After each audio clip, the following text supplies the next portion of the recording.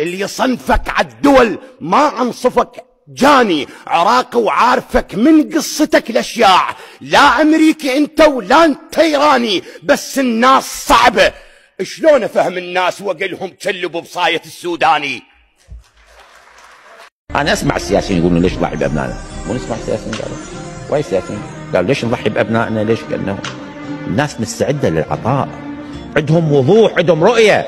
استقطع جملة من كلمة السيد رئيس الوزراء عندما قال السياسيين يقولون نضحي بابنائنا.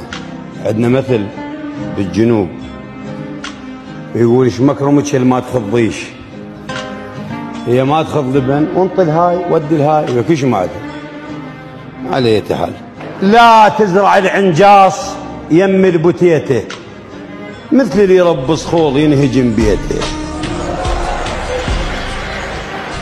الشاعر اللي يكتب هيك ما حد يلومه، الشاعر اللي يكتب هيك بوتيته وعنجاص ما حد يلومه. زعلها كلها الناس وارض الحكومة.